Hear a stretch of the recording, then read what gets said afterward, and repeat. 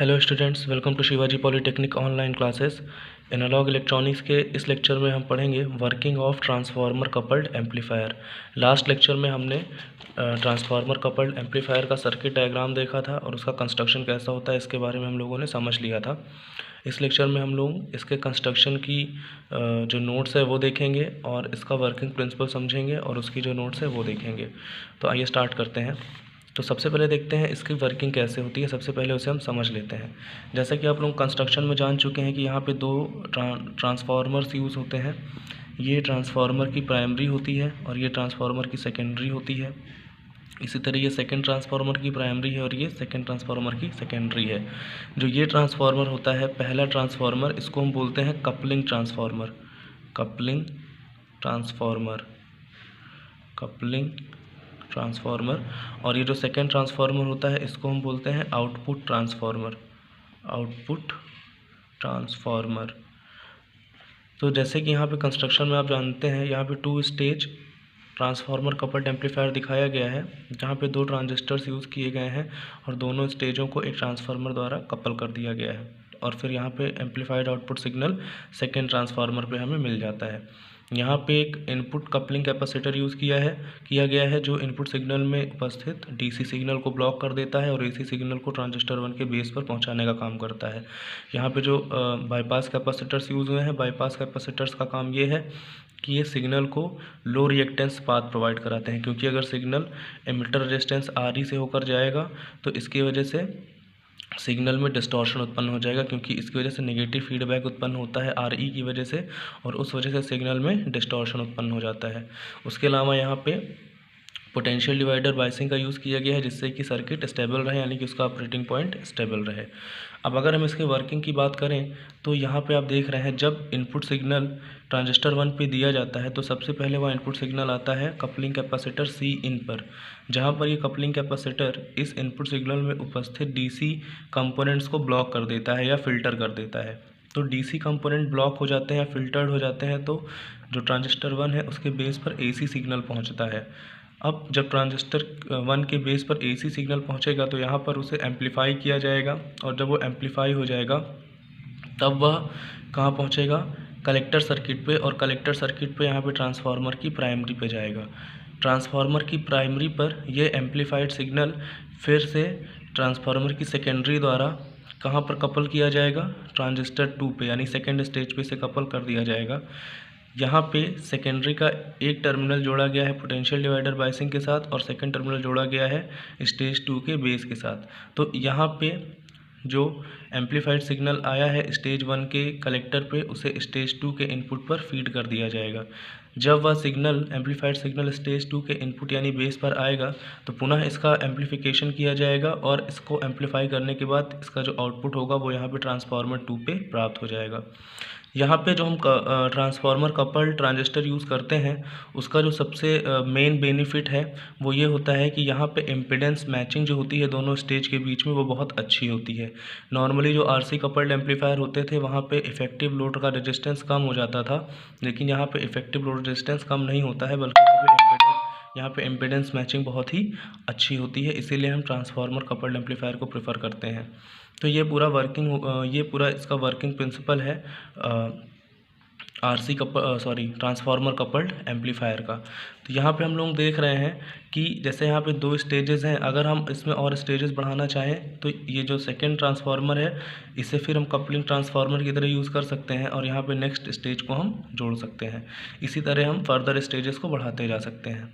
ठीक है, तो आइए देखते हैं इसकी जो नोट्स है उसके बारे में देख लेते हैं। तो सबसे पहले यहाँ पे हम देख लेते हैं इसका कंस्ट्रक्शन। अगर आपको एग्ज़ाम में लिखना पड़ा तो आप कैसे लिखेंगे। अगर एग्ज़ाम में क्वेश्चन आता है कि explain construction and working principle of transformer coupled amplifier, यानी कि ट्रांसफार्मर कपल्ड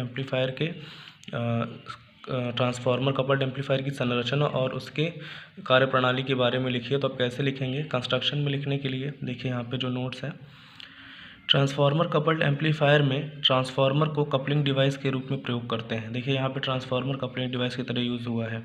जब ट्रांजिस्टर की स्टेजेस को कपल करके two stage transformer coupled amplifier बनाया जाता है तब इसमें प्रथम ट्रांसफार्मर कपलिंग ट्रांसफार्मर कहलाता है तथा द्वितीय ट्रांसफार्मर आउटपुट ट्रांसफार्मर कहलाता है। देखिए यहाँ पे हमने जो डायग्राम है हमारे पास उसमें हमने two stage transformer coupled amplifier का यूज़ किया है। क्योंकि हमने यहाँ पे two stage transformer coupled amplifier का यूज़ किया है, इसीलिए जब हम अपना कंस्ट्रक्शन एक्सप्लेन करेंगे तो वहाँ पे टू स्टेज की ही बात करेंगे। अगर हमने थ्री स्टेज बनाया होता तो हम थ्री स्टेज की बात करते, अगर हमने फोर स्टेज बनाया होता तो फोर स्टेज की बात करते। तो जितने स्टेजेस हम बनाएंगे उसी के अकॉर्डिंग हम अपना कंस्ट्रक्शन लिखेंगे, ठीक। तो इसके प्रथम ट्रांसफार्मर कपलिंग ट्रांसफार्मर कहलाता है, द्वितीय ट्रांसफार्मर आउटपुट ट्रांसफार्मर कहलाता है। ट्रांसफार्मर कपल्ड एम्पलीफायर के प्रथम स्टेज के इनपुट को ट्रांसफार्मर कपल्ड एम्पलीफायर के प्रथम स्टेज के इनपुट में कपलिंग कैपेसिटर प्रयोग किया जाता है जो इनपुट सिग्नल में उपस्थित डीसी को ब्लॉक कर देता है। तो यहाँ पे ये जो इनपुट में कपलिंग कैपेसिटर यूज़ किया गया है ये जो डीसी कंपोनेंट होता है इनपुट सिग्नल में उसको ब्लॉक करने का काम करता है, ठीक। इसके अतिरिक्त प्रत्येक स्टेज में बाईपास कैपेसिटर भी प्रयोग किया जाता है जो सिग्नल को लो रिएक्टेंस पाथ प्रोवाइड कराता है। तो यहाँ पे हम बाईपास कैपेसिटर्स भी यूज़ करेंगे हर स्टेज में जो कि यहाँ पे लो रिएक्टेंस पाथ प्रोवाइड कराता है। क्योंकि अगर यहाँ पे बाईपास कैपेसिटर नहीं यूज़ करेंगे तो सिग्नल में डिस्टॉर्शन हो जाएगा और RE की वजह से, अगर सिग्नल RE से पास होगा तो वहाँ पर नेगेटिव फीडबैक आ जाएगा जिस वजह से सिग्नल में डिस्टॉर्शन आ जाएगा। ट्रांसफार्मर कपल्ड एम्पलीफायर में स्टेबलाइजेशन के लिए प्रत्येक स्टेज में पोटेंशियल डिवाइडर बायसिंग का प्रयोग किया जाता है। तो यहाँ पे स्टेबलाइजेशन के लिए यानी सर्किट में जो ऑपरेटिंग पॉइंट है वो स्टेबल रहे उसके लिए हम किसका यूज़ करते हैं, यहाँ पे देखिए पोटेंशियल डिवाइडर बायसिंग का यूज़ किया गया। या R1 R2 और RE ये जो तीनों रेजिस्टेंस हैं ये सर्किट को स्टेबल करने के लिए यूज़ किए जाते हैं। देखिए दोनों स्टेजेस में पोटेंशियल डिवाइडर बायसिंग का यूज़ हुआ है। इसका डायग्राम बनाना बहुत ही आसान है, आपको बस जैसे आप पहले बनाते थे एम्पलीफायर्स आपको वैसे ही बनाने हैं, बस यहाँ कपलिंग में हम एम्पलीफायर का यूज़ कर देंगे।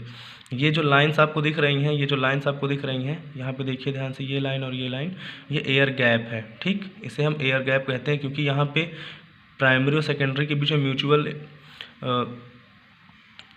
म्यूचुअल इंडक्शन होता है। यहाँ पे प्राइमरी और सेकेंडरी के बीच में म्यूचुअल इंडक्शन होता है, इसलिए इनके बीच में थोड़ा सा गैप होता है, इसे एयर गैप बोलते हैं। और जो भी यहाँ पे सिग्नल आता है उसमें म्यूचुअल इंडक्शन होता है प्राइमरी और सेकेंडरी के बीच में। उसके बाद आइए देखते हैं इसका वर्किंग प्रिंसिपल, इसमें थ्योरी में क्या लिखेंगे। ट्रांसफार्मर कपल्ड एम्पलीफायर में प्रत्येक स्टेज के आउटपुट को नेक्स्ट स्टेज के इनपुट पर भेजने के लिए ट्रांसफार्मर कपलिंग का प्रयोग किया जाता है। देखिए यहाँ पे पहले स्टेज के आउटपुट को सेकेंड स्टेज पर भेजने के लिए कपलिंग का यूज़ किया गया है और कपलिंग में किसे यूज़ किया गया है, ट्रांसफार्मर को यूज़ किया गया है। ट्रांसफार्मर कपलिंग का प्रयोग किया जाता है। ट्रांसफार्मर कपल्ड एम्पलीफायर में इम्पीडेंस मैचिंग बहुत अच्छी होती है। इसमें दोनों स्टेजेस के बीच में जो इम्पीडेंस मैचिंग होती है वो बहुत अच्छी होती है। और हमें RC कपल्ड एम्पलीफायर में यही प्रॉब्लम आती थी कि उसकी इम्पीडेंस मैचिंग ज़्यादा अच्छी नहीं होती थी। जब स्टेज 1 में इनपुट सिग्नल दिया जाता है तब input coupling capacitor C input DC component को ब्लॉक कर देता है तथा प्योर AC सिग्नल बेस पर आता है। ये आप समझ रहे हैं कि जब हम इनपुट कैपेसिटेंस यूज़ करते हैं यहाँ पे ये किस लिए यूज़ होता है, क्योंकि ये यहाँ पे जो भी DC सिग्नल है उसे ब्लॉक कर देता है। स्टेज 1 में एम्पलीफिकेशन के पश्चात एम्पलीफाइड सिग्नल कलेक्टर पर ट्रांसफार्मर की प्राइमरी पर जाता है जहां से उसे ट्रांसफार्मर की सेकेंडरी द्वारा स्टेज 2 के बेस पर भेजा जाता है। यहाँ पे ये सारा फिनोमेना हो रहा है, जैसे कि यहाँ पे आएगा स्टेज 1 के आउटपुट पर आएगा जो भी सिग्नल एम्पलीफाई होकर उसे फिर से स्टेज 2 के इनपुट पर भेज दिया जाएगा एवं यह सिग्नल पुनः एम्पलीफाइड होकर दूसरे ट्रांसफार्मर पर आउटपुट के रूप में प्राप्त हो जाता है। और जो भी सिग्नल यहाँ पर भेजा जाता है वो फिर से एम्पलीफाई होकर दूसरे ट्रांसफार्मर पे आउटपुट पे प्राप्त हो जाता है। तो ये पूरा इसका वर्किंग प्रिंसिपल है और इसको मैं एक बार फिर से पढ़ देता हूँ ताकि आप लोग अच्छे से नोट्स में लिख सकें। तो अगर हम कंस्ट्रक्शन में क्या लिखेंगे, ट्रांसफार्मर कपल्ड एम्पलीफायर में ट्रांसफार्मर को कपलिंग डिवाइस के रूप में प्रयोग करते हैं। जब ट्रांजिस्टर की स्टेज को कपल करके two stage transformer coupled amplifier बनाया जाता है तब इसके प्रथम ट्रांसफार्मर कपलिंग ट्रांसफार्मर कहलाता है तथा द्वितीय ट्रांसफार्मर आउटपुट ट्रांसफार्मर कहलाता है। ट्रांसफार्मर कपल्ड एम्पलीफायर के प्रथम स्टेज के इनपुट में कपलिंग कैपेसिटर प्रयोग किया जाता है जो इनपुट सिग्नल में उपस्थित DC को ब्लॉक कर देता है। इसके अतिरिक्त प्रत्येक स्टेज में बाईपास कैपेसिटर का प्रयोग किया जाता है जो सिग्नल को लो रिएक्टेंस पाथ प्रोवाइड कराता है। ट्रांसफार्मर कपल्ड एम्पलीफायर में स्टेबलाइजेशन के लिए प्रत्येक स्टेज में पोटेंशियल डिवाइडर बायसिंग का प्रयोग किया जाता है। ये आपको कंस्ट्रक्शन में लिखना है और आप वर्किंग प्रिंसिपल में क्या लिखेंगे, transformer working of transformer coupled amplifier heading डाल के आप लिखेंगे ट्रांसफार्मर कपल्ड एम्पलीफायर में प्रत्येक स्टेज के आउटपुट को नेक्स्ट स्टेज के इनपुट पर भेजने के लिए ट्रांसफार्मर कपलिंग का प्रयोग किया जाता है। ट्रांसफार्मर कपल्ड एम्पलीफायर में इम्पीडेंस मैचिंग बहुत अच्छी होती है। जब स्टेज 1 में इनपुट सिग्नल दिया जाता है तब input coupling capacitor C in DC component को ब्लॉक कर देता है तथा प्योर एसी सिग्नल बेस पर आता है। स्टेज 1 में एम्पलीफिकेशन के पश्चात एम्पलीफाइड सिग्नल कलेक्टर पर ट्रांसफार्मर की प्राइमरी पर आता है, जहाँ से उसे ट्रांसफार्मर की सेकेंडरी द्वारा स्टेज 2 के बेस पर भेजा जाता है। यह सिग्नल पुनः एम्पलीफाइड होकर दूसरे ट्रांसफार्मर पर आउटपुट के रूप में प्राप्त हो जाता है। तो ये पूरा आपको वर्किंग प्रिंसिपल और कंस्ट्रक्शन है ट्रांसफार्मर कपल्ड एम्पलीफायर का। नेक्स्ट लेक्चर में हम लोग इसके फ्रीक्वेंसी रिस्पांस के बारे में बात करेंगे और इसके एडवांटेज और डिसएडवांटेज देखेंगे। देखिए यहाँ पे एक बहुत इंपॉर्टेंट चीज़ है जो मैं थ्योरी लिख के आपको बताता हूँ, ये बस इसलिए बताता हूँ ताकि आपको एग्ज़ाम में लिखना कैसे है ये आपको पता चल जाए, वरना जब मैं एक्सप्लेन करता हूँ तो अगर आप एक्सप्लेनेशन को अच्छे से समझ लेते हैं तो आप अपने से भी नोट्स बना सकते हैं, लेकिन फिर भी कुछ लोगों को अपने से नोट्स बनाने में प्रॉब्लम होती है, इसलिए मैं यहाँ पे रिटन में नोट्स आपको प्रोवाइड करा देता हूँ और इनमें वही चीज़ें लिखी होती हैं जो चीज़ें मैं आपको समझाता हूँ, जो चीज़ें मैं आपको बोल कर समझाता हूँ वही चीज़ें यहाँ पे रिटन फॉर्म में होती हैं। तो इसीलिए ये मत सोचिए कि बहुत लंबा कंस्ट्रक्शन है, बहुत लंबा वर्किंग प्रिंसिपल है, कैसे याद होगा। जो चीज़ें मैं समझाता हूँ वही चीज़ें यहाँ पर लिखी गई हैं, तो अगर आप लोग अच्छे से समझ लेंगे तो अपने से भी नोट्स बना सकते हैं और जिन्हें प्रॉब्लम है नोट्स बनाने में वो यहाँ पे नोट्स को देख सकते हैं जो मैं आपको प्रोवाइड करा देता हूँ। Thank you very much. अगर कोई भी कॉन्सेप्ट में प्रॉब्लम है, कहीं भी कोई दिक्कत है तो आप लोग पूछ लीजिएगा। Thank you very much.